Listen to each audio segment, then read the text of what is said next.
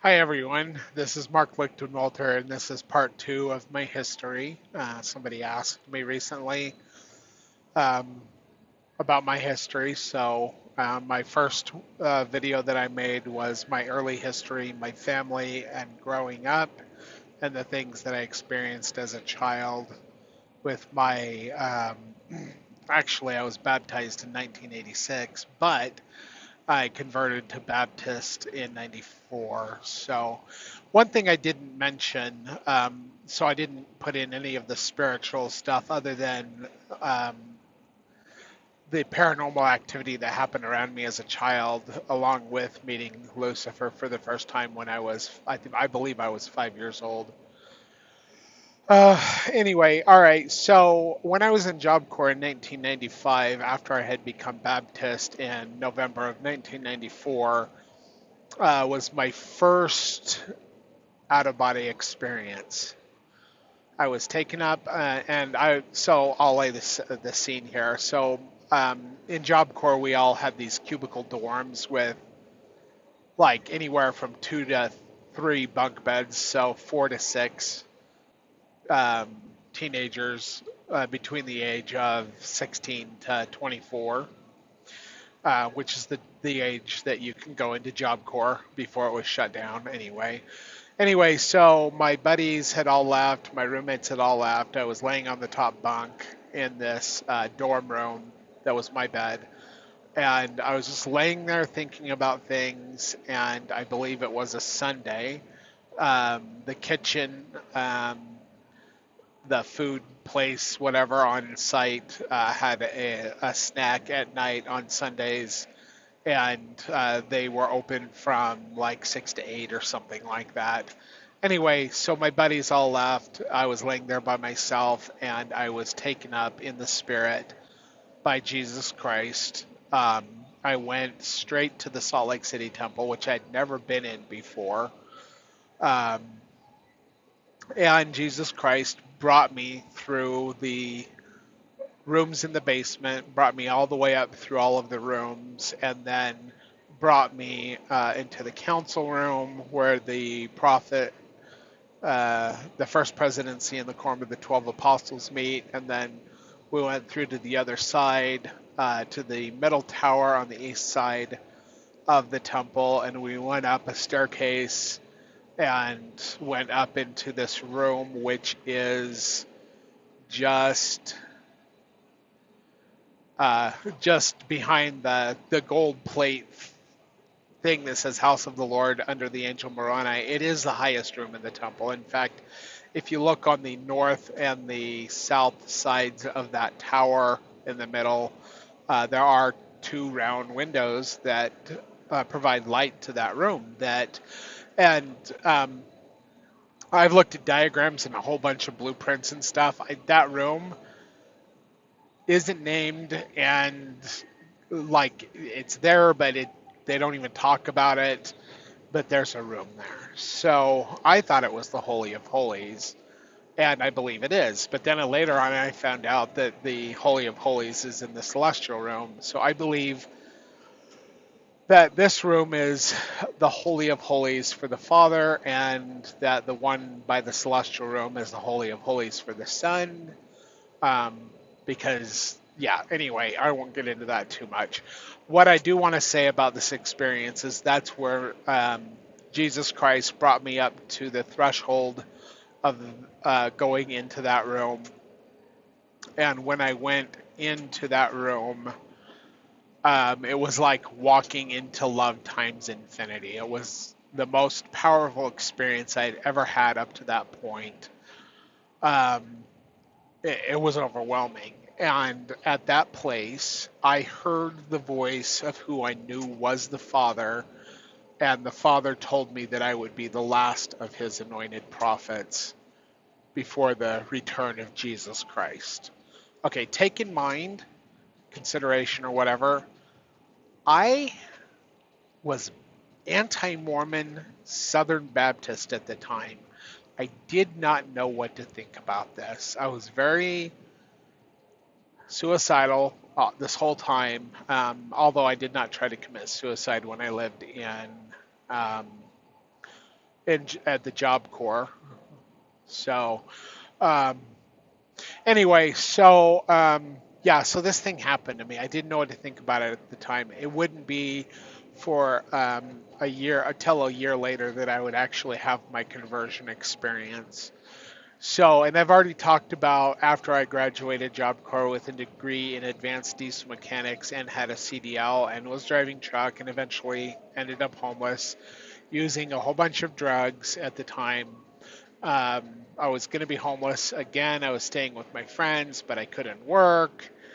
And because I'd hurt myself at the Red Lobster and didn't know about workman's comp and all the things. Anyway, so my plan was to use my friend's 357 Magnum 44. I think it's a 44 caliber weapon, and just put a bullet in my head and be over with it. But and I even had bought like paint plastic because I knew that it would be a mess and I didn't want to inconvenience anybody. I wanted to make it as simple as possible, right? Wrap the bullets around or wrap the bags around my head, put the gun to my head, pull the trigger, and be done with it. He, when he went to work, he did something with this 357, and it wasn't where he normally left it, and I could not find it. So I used ace bandages and the plastic, and I overdosed. I took a bunch of different medications. Um, drank a whole lot of wine because I knew that if I had a lot of alcohol in my system, that I would be able to bleed out because of the anticoagulatory effects of alcohol. I wrapped two ace bandages around my upper arms right here and right here. And everywhere that any veins or arteries popped out, I cut into them and cut so badly that on this arm, um, I just slashed. There's scars all over my arms, my hands, my elbows. But this one right here, they couldn't even stitch it up because it was hamburger meat. I used a shaver. I broke the shaver apart, got the razor blades out of it, and that's what I used. Fortunately, my friend had forgot his lunch and came home to get it. Um, so he was at work. He came home for his lunch, found me, called an ambulance. They saved my life. Okay. After I got out of the hospital, I wrote God a letter and I told him how sad I was. And actually, I still have this letter. It's hard to read because I was homeless after that. And I went through a really bad blizzard when I was homeless and it got soaked. In fact, my everything got soaked and then froze. Like I almost died of hypothermia that day, which would have been the second time I almost died of hypothermia. Anyway, but basically what it said was that I was surrendering my life to God, and I told him that if he would heal me, talking about my drug addictions, um, and show me the truth, I'd serve him for the rest of my life. Because take into account the fact that I had this spiritual experience in the Salt Lake Temple. I didn't know what to think about, but I was still very anti-Mormon at the time. And I was goth and a drug addict to boot. So anyway, but I wrote God this letter. Shortly thereafter, two missionaries by the name of Elder King and Elder Bowman showed up at my door in Layton, Utah, at my friend's house as I was leaving. And I was going actually to watch. I had a little bit of money and I was going to go watch, what's it called? Romeo and Juliet in the movie theaters with Claire Danes and Leonardo DiCaprio. I love Romeo and Juliet and Shakespeare, by the way. But anyway, so I was going to watch that.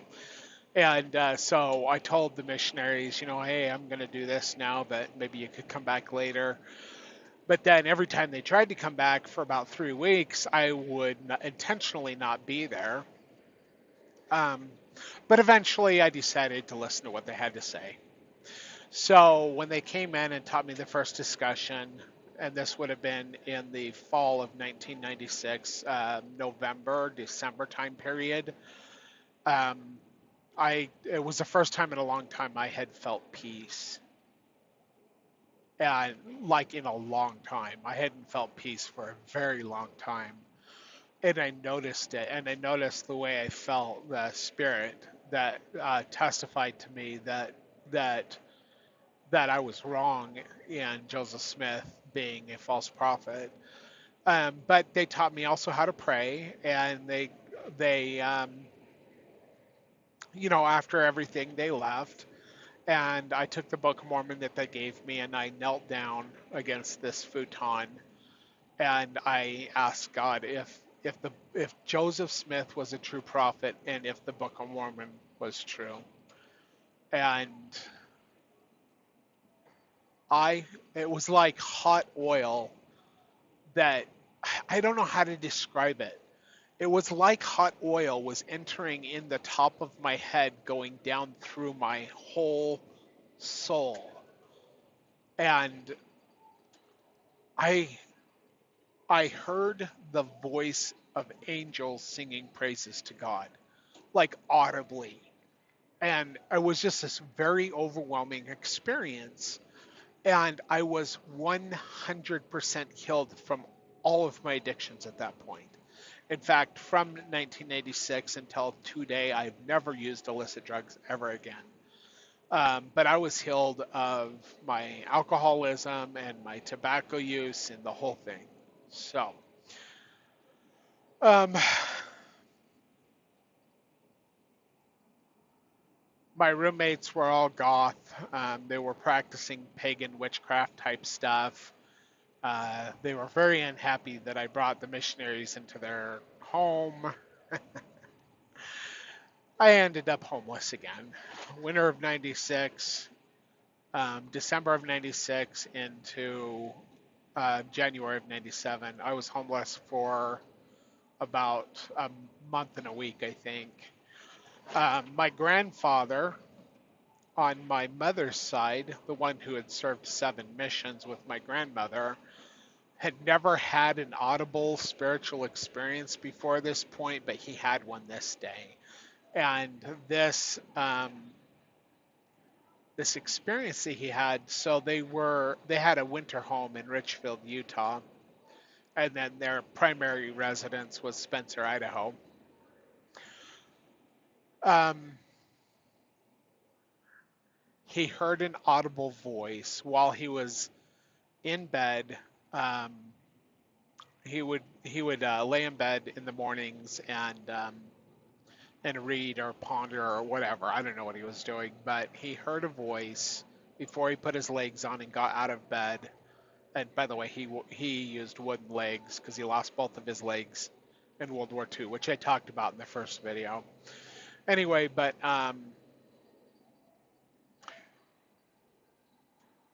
he heard an audible voice, and the voice told him to find me and send me on a mission. Now he knew. Well, the last thing he knew was that I had become a Southern Baptist and that I was trying to get my name removed from the church. Um, he had no idea about my conversion experience. Anyway, so he's told, find me and send me on a mission. Okay. So he sends my mom out, and my mom eventually finds a place that I worked. I think she knew I worked there. I didn't work there anymore, but she left. She said, "Hey, if he comes in here, let him know I'm looking for him." And they kept the number, and that was in Layton, Utah. So eventually, in my homeless wanderings around Davis County, I went to see my friends at this place, and it was the Movie Buffs video rental store across from the Reams in Layton, Utah. Anyway, um, so they tell me my mom's looking for me. I call her, and she comes and picks me up and takes me back to Taylorsville, Utah, where she lives. Notifies my grandparents. They drive up from Richfield, Utah, in their vehicle, and then they come and get me. And my grandpa tells me his experience, and he actually gave me two choices. He says either you can go on a mission, or you can um, I'll pay for 4 years of college, room and board included. Okay. So I told him my experience of the conversion, um, that I was completely healed of all the drug addiction stuff, and I put in my papers to go on a mission, and they took me. They had their own special way of doing missionary work, which they taught me all about, which made me very successful on my mission, even though it was not the approved plan, whatever. Anyway, we taught hundreds of discussions, hundreds, and I was able to baptize one person in my first area, and then I was in three other areas, and people that I had taught, um, a bunch of people that I had taught got baptized, but it was always after I would move. So, but yeah, I was my mission was awesome, with the exception of I was sick the entire time I was on a mission. I blew my eardrums out. Um, I it was a mess. In fact, in March of '97, no '98, I actually came home from my mission because of how sick I got. Um, all right, so I felt very upset that I was not able to finish my mission, and there were some things that happened um, when I was home where um, my mom let me stay in her travel trailer in their driveway. I could come in to shower once a day. Um, she did take me to all of the medical appointments. I had 4 different doctors working on me, trying to get me better. My stepdad gave my mom 30 days, and then I would to get back on the mission, um, or they'd kick me off the property. Um, I actually was released and signed off to go back on my mission by 3 of the 4 doctors. The fourth doctor did not sign me off because I was still sick, and I ended up not being able to live there and released from my mission by my stake president for medical reasons, and ended up sleeping on the couch at my sister's apartment. Both my younger sisters had their own apartment. All of us have been on our own since we were 16 years old. I wasn't the only one. Both of my younger sisters and my younger brother were also on their own at 16 years old. So, anyway, one of my sisters actually went to Job Corps, even. So, graduated, whatever. Anyway, so in '98, so that was '98, I went over the road as a truck driver because at that time, um, in June of '98, I turned 21 and was able to go over the road as a truck driver. I had my Class A CDL, and I didn't have anywhere to go really, and so I went over the road as a truck driver, and I felt very guilty about not being able to finish my mission. So I just figured I'm going to become the greatest missionary among truck drivers and whoever I can talk to throughout North America, because I drove 48. Our company actually did 49 states and Canada. We did go to Canada a lot, but I never got to Alaska with the trucking, but I have been there on a military airplane, and that's a different story. And like I said before in the last video, if you have any questions and want to know any details, just just ask me in the comments. I do try to check my comments every couple of days and respond to them if I have time. I also make other videos addressing comments, and I'll try to do that. So, all right.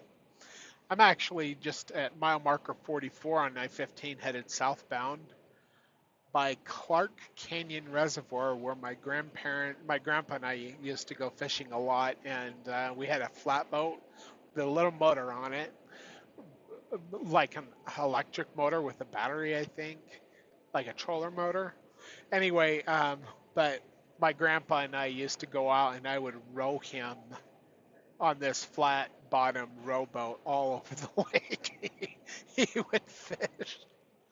I have a lot of memories of this reservoir I'm passing right now. I'm at mile marker 44 on I-15 southbound, which is about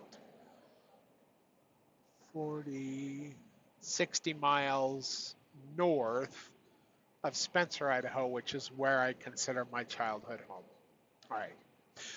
So, anyway, before my mission, when I was preparing to go on a mission, I went to the Salt Lake Temple to get my endowments, and I chose that temple because of my 1995 experience. I wanted to see if this experience that I had in 95 with Jesus and the Father in the Salt Lake Temple was right.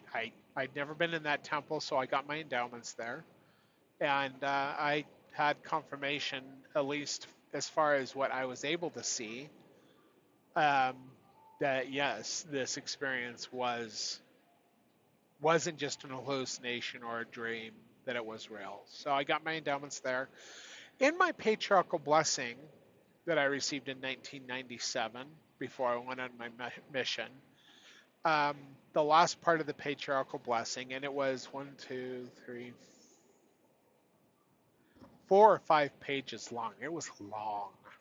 But the last part, it basically ends with this grand announcement that I have, not will, but I have been given the greatest gift that God has to bestow, the gift of eternal life. My patriarch and a stake president said that that meant that I had had my calling and election made sure. This was very confusing to me because I was a drug addict, like all the way up until November of 96. And I received my patriarchal blessing, I think in like March or April of 97. So like not even 6 months later. And I'm like, how is that even possible? And I used to ask God this all the time. How is it possible that I could have my calling and election made sure? And he told me, it's not because of who you are in this life, it's who you were before you came here. But that's all he would ever say about that. And so part of my learning after my mission was I studied a ton. I read so much. I used to spend, so keep in mind that I am a single over the road truck driver. I used to spend between $200 to $400 a month at Deseret Book, Siegel Book and Tape, or the church distribution center. And I bought a lot of books. I bought a lot of audio tape books. I bought a lot of CDs. I bought a lot of missionary materials that I could hand out as I was doing missionary work. In fact, it was interesting. They actually called me as a stake missionary, and in the setting apart, they set me apart for all of North America. Never heard of that happening before, but I was a truck driver, and I would only come home like once every month, and then later on, I would only come home.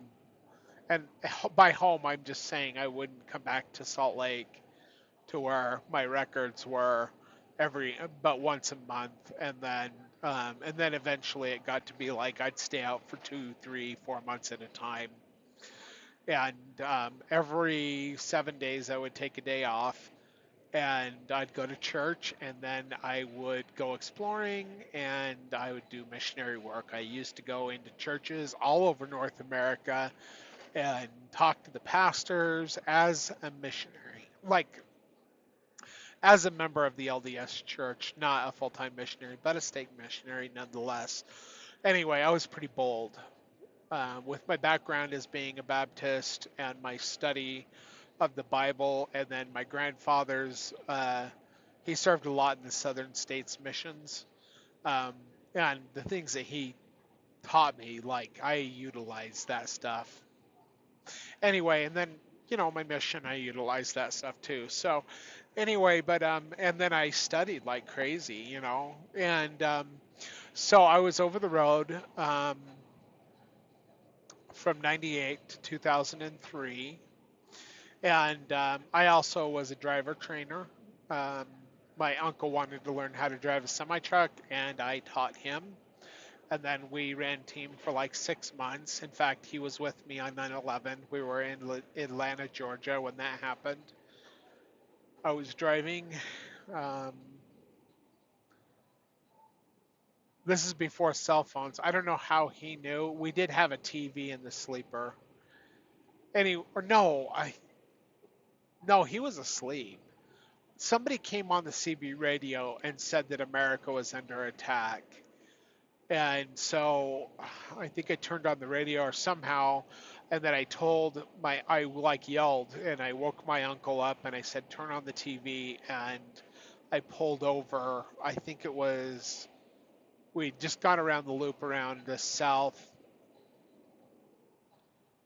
southwest side of Atlanta and to the east side of, or no, to the west side of Atlanta. And I think it was I-20, but I can't remember. Uh, it was coming off going towards Mississippi or Alabama. So anyway, so I pulled off onto the shoulder and actually watched the live footage of the second tower collapsing. I was so upset. Uh, I couldn't even talk. Anyway, but so so I was a driver trainer as well. It's kind of funny. So I used to take the when I was training these student drivers, I took the plug out of the back of the radio in the truck that we were driving, so that the radio wouldn't work very well for the AM and FM. And the students would always be like, "Hey, you got anything to listen to? Because like the radio doesn't work." And I'd be like, sure. And so the books that I would buy, everything that I could get my hands on. I had a lot of the Work in the Glory, Children of the Promise, the Tennessee Nephite series. Like I had all kinds of fictional LDS books, and I would say, well, I got these audiobooks. And I'd tell them which, this one's about this. Anyway, so then they would listen, and I actually had one of my drivers get baptized, which made his wife so angry. But, I had a lot of good influence on other people as well. So, all right, so let's get back to this patriarchal blessing. Because of my patriarchal blessing, I wanted to know about, in all of my other studies, like I studied a lot, but I studied everything I could get my hands on about how do you get your calling and election made sure? What does it mean? Why did I receive my calling and election? And I had not had the second comforter up to this point. But my patriarchal blessing said, you have been given the greatest gift that God has to bestow, the gift of eternal life. And so in 2003, after years and years and years of me asking God how it's possible and even what that was, and also all of these other questions, I had received so many answers and revelations at this point. God had taught me so much, but I still kept on going back to him and bugging him about this. What does it mean to have your calling and election made sure? And I didn't have a student with me. I was on a run from Salt Lake to Los Angeles by myself. It was a weekend. I loaded on Friday, and I'd gotten down south of Beaver, Utah, and I pulled off on an exit ranch, a ranch exit, and I pulled my scriptures out and I put my steering wheel desk on. I put my scriptures on it, and I'm just studying and also praying and asking God, how is it possible that I have my calling and election made sure? What does that mean? And like in all my studies, I never was satisfied in the answers that I received, and reading everything that I could about this. And as I was sitting there pondering over these things, and the Spirit was very strong, I was taken up in the flesh. Now, with all of the other experiences that I had had up to this point, they were in the spirit.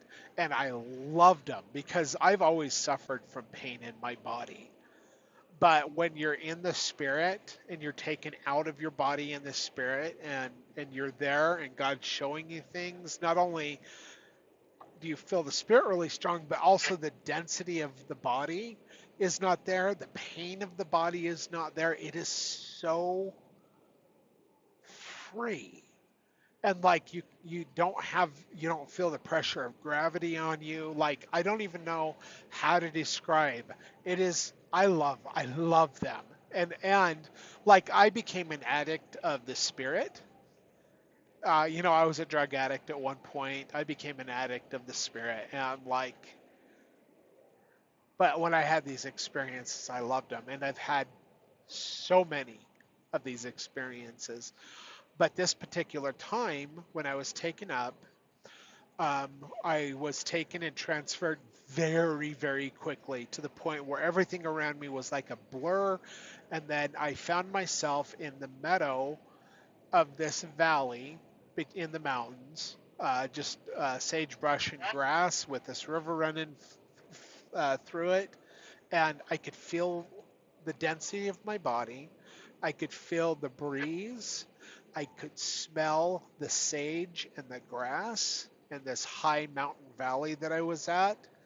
And I heard the voice of the Father tell me to go over to the creek and wash off. So I went and I washed, put water through my hair. I could feel the cold, crisp water that was in the creek, like something that you do not have when you have an out of body experience. I could feel it all. The Father told me to look, and I looked, and there was this, it looked like a cattle path, a trail. He said, follow the trail. I followed it, went up the mountain around these cliffs, come switch back around, and then I'm on the top of this mountain that continues to ascend higher and higher the farther I get. And I'm walking, following this trail for quite a long time. And then I get to the higher part of the mountain, and there's pine trees and other plants. And I can smell it. I could feel the air. I could see the valley below on both sides.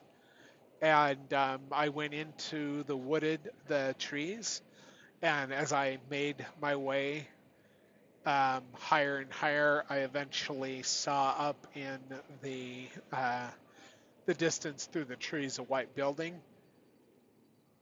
I came out into the clearing at the top of this mountain, and there was a small temple there.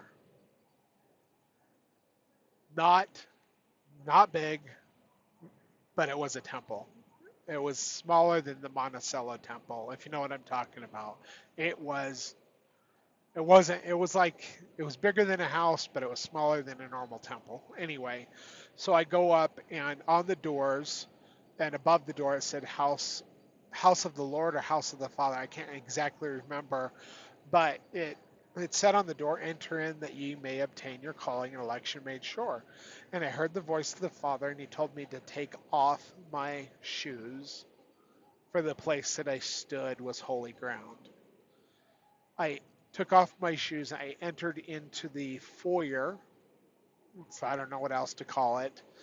And it was like the spirit was so strong and like it was cool. I was just, there wasn't a lot in the foyer. Everything is made of white marble. The walls, there was a crystal chandelier, so the ceiling was kind of higher.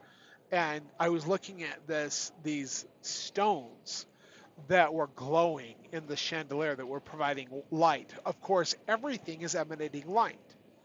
And I don't know how to describe that. I don't know how to paint that, but it was really cool. And anyway, so the chandelier had these stones that had that were being held by this wrapping, wire wrapping, like gold wire wrapping.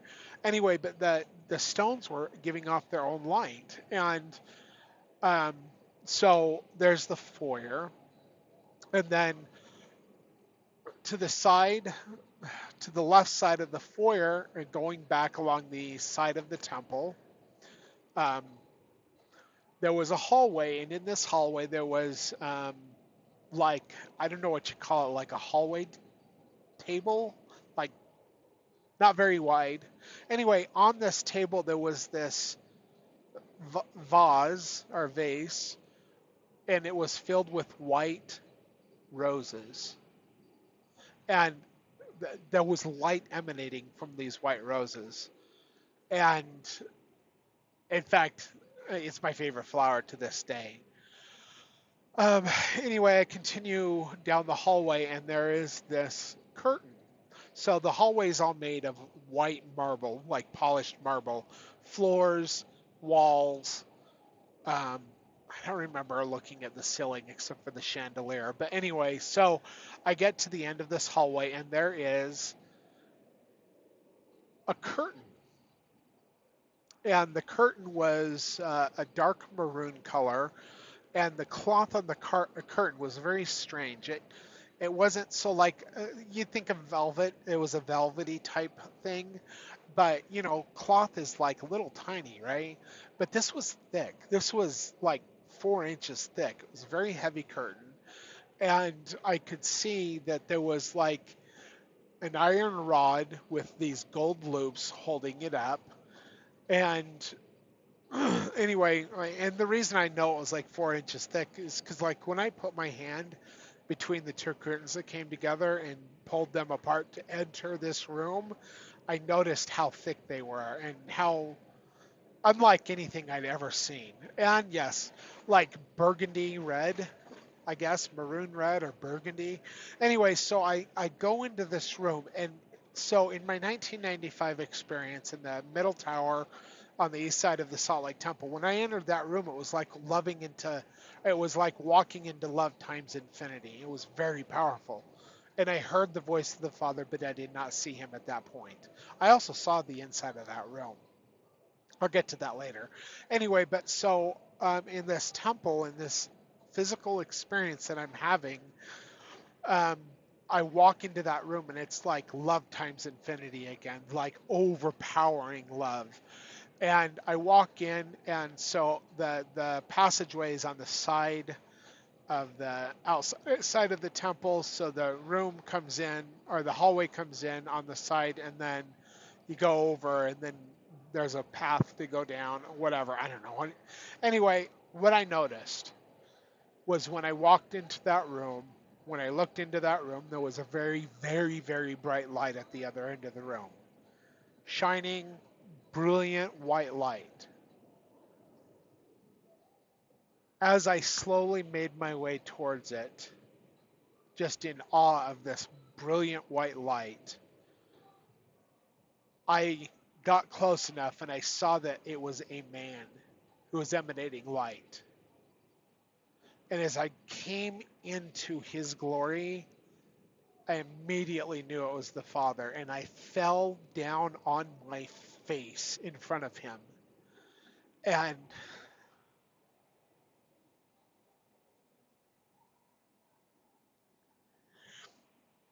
he told me to get up, and he opened his arms to me, and I embraced him. I felt his resurrected body.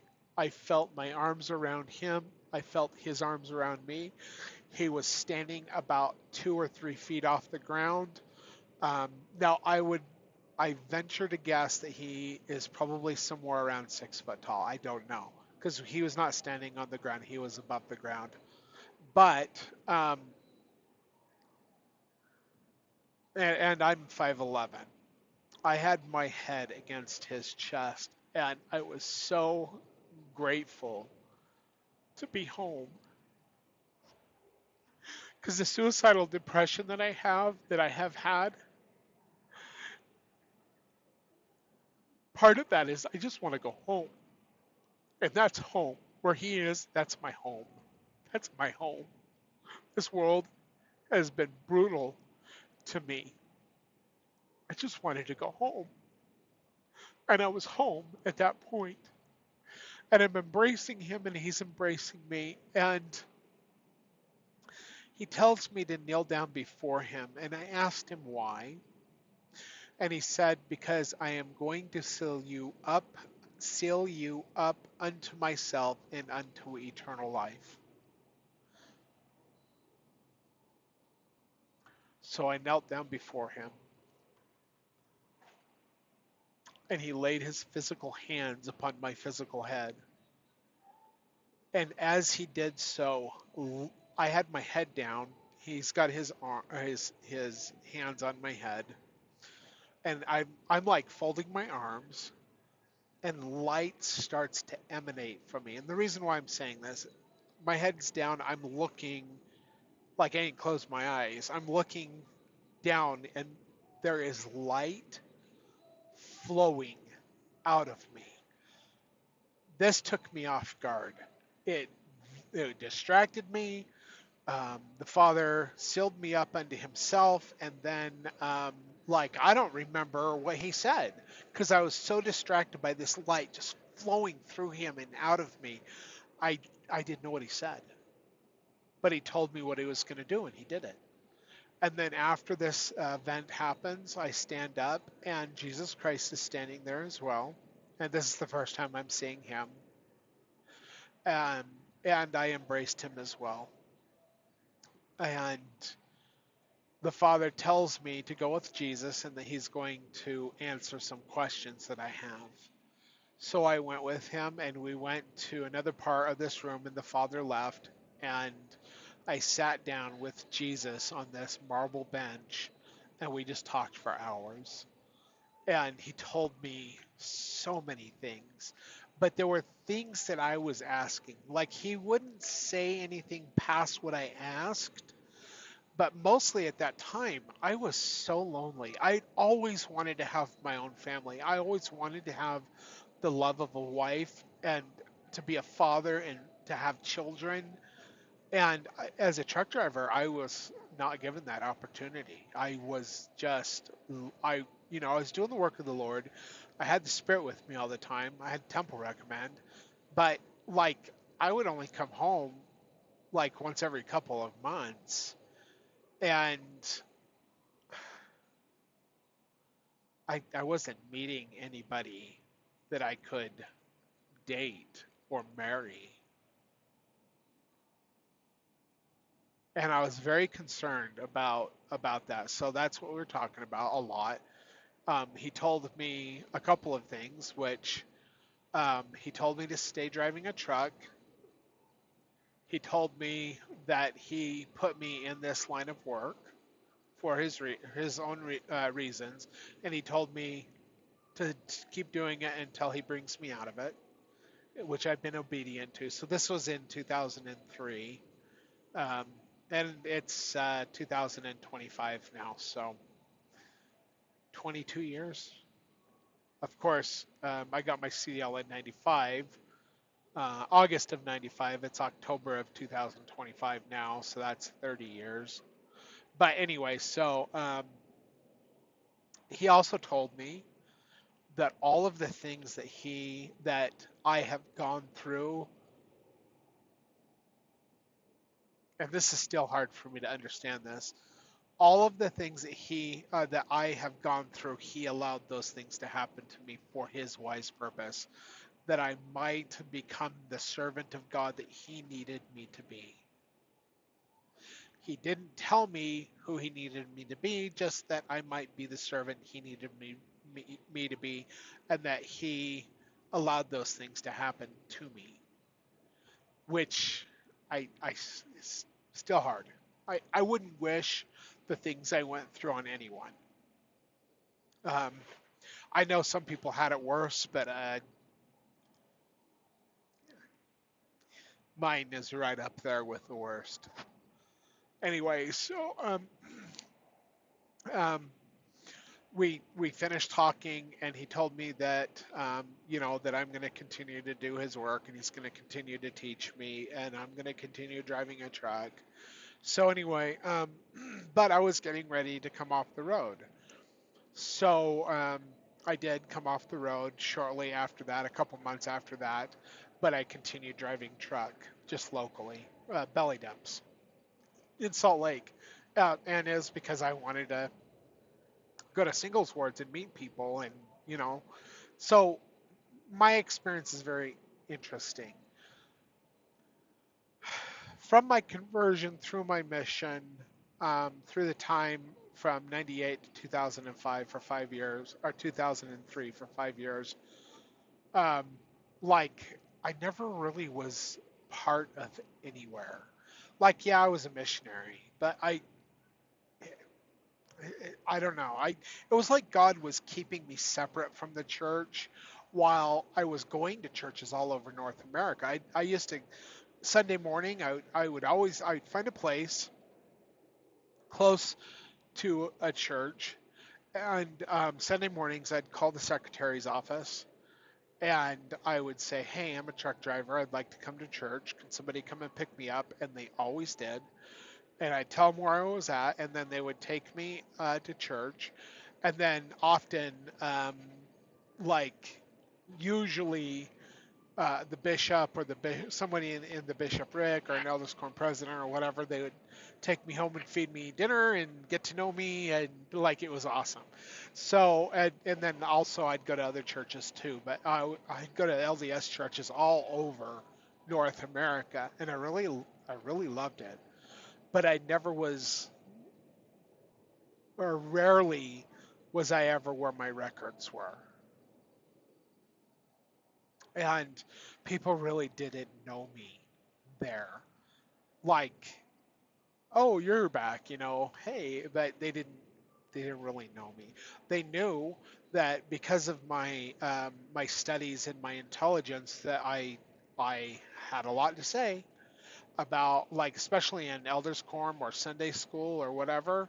Like, I would study the lessons, and then I knew, and by that time, um, when I finally got a cell phone, and I could watch a smartphone, like I would watch videos from BYU with the professors talking about the scriptures and like whatever. So I read a lot, all right, a lot, not just on LDS theology, but also on all of the religions of the world, all of the major and many, many, many of the minor religions. I studied them all because I wanted to understand how to reach different individuals according to what their theology and beliefs are. And I use the Bible primarily to lead them into the Book of Mormon, and also my testimony and whatever. So anyway, in fact, I have converted more than a few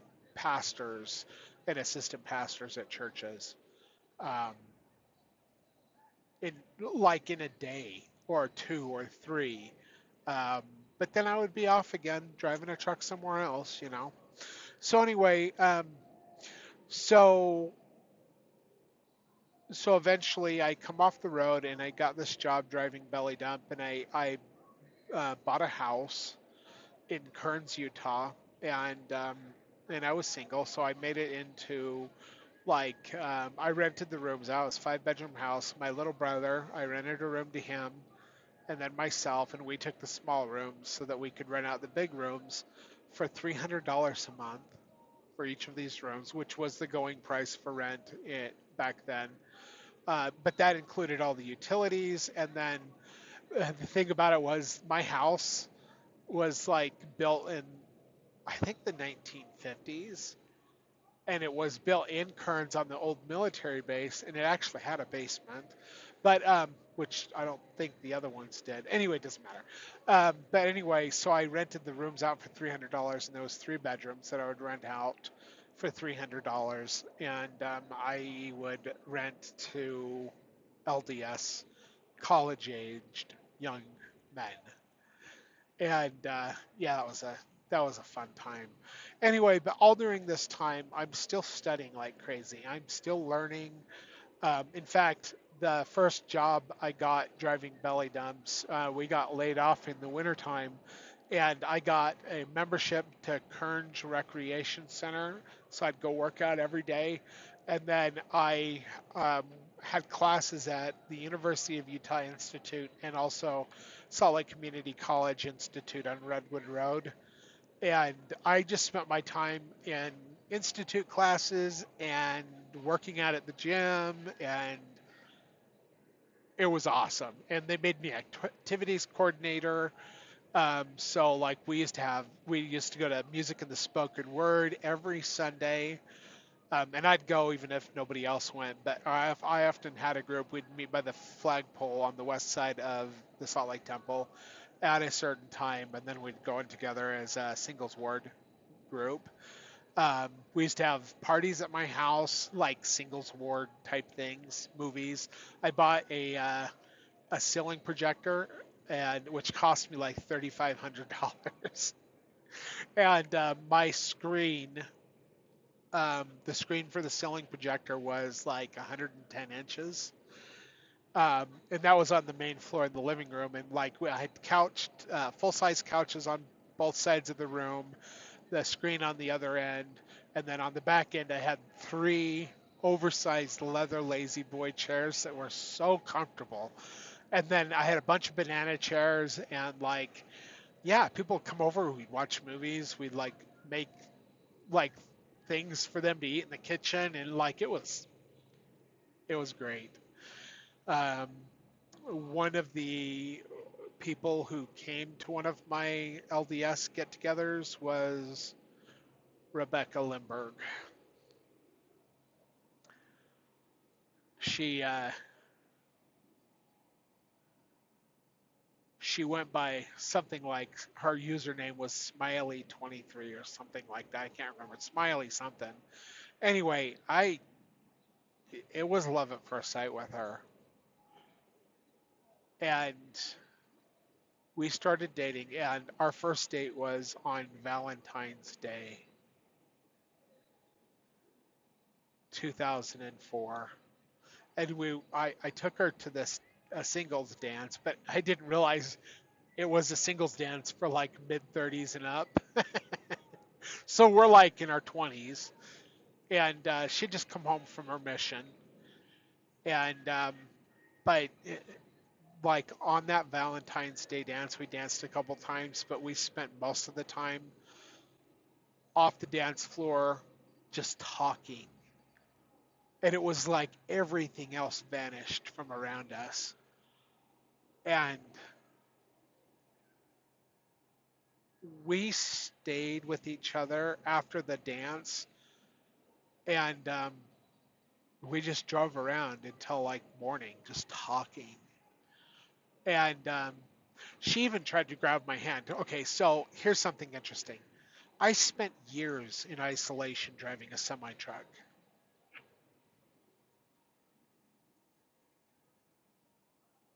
I had gone on dates before this, but I had started dating, but like I was weird. Like we'd go to movies, and I would like put the popcorn in between, like in the seat in between my date and I. Like I didn't want them to sit next to me because I was just I I very rarely was touched by anyone, and I very rarely touched anyone. So anyway, after this dance, we're driving around in my my Chrysler New Yorker. It was this white 1989 Chrysler New Yorker with blue velvet seats, and like it had a computer voice, and it just was like top of the line for 1989. Or maybe it was new. It was nice, whatever. This car, I loved my car. Anyway, it's so comfortable. Blue velvet. Anyway, so she actually grabbed my hand and like I pulled back because I wasn't used to touching anyone. And eventually we were holding hands, which was like bigger than kissing her the first, like for me. My heart's like bumping. And anyway, I think she fell in love with me that night. I fell in love with her that night. And then she started to learn about my past.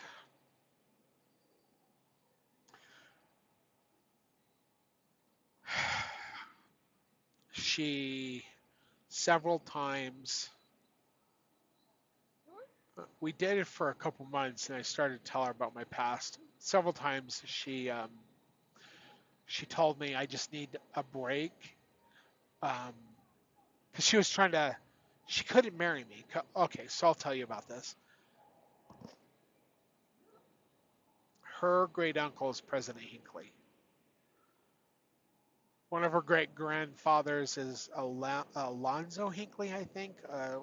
He was the great Quorum of the 12 Apostles, right? Um,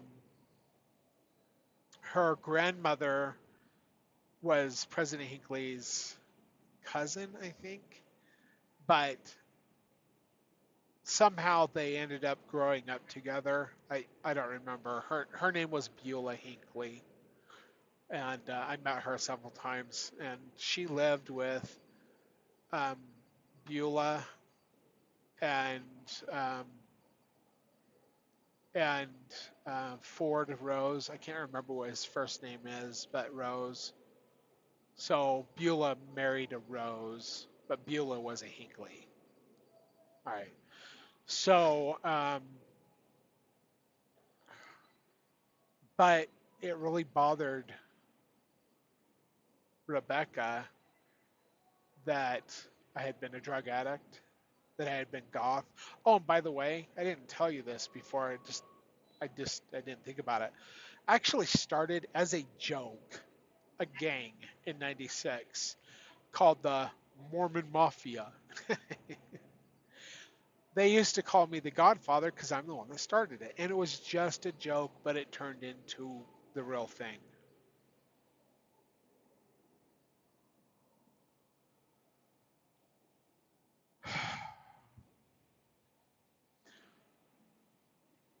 I never sold the drugs,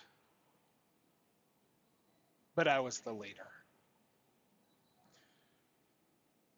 Um, I did get out of it when my conversion happened. And also, I was pretty paranoid anyway. Um, One of my guys under me, his house in Layton, Utah, actually, I believe he was being. I believe there's two detectives watching his house.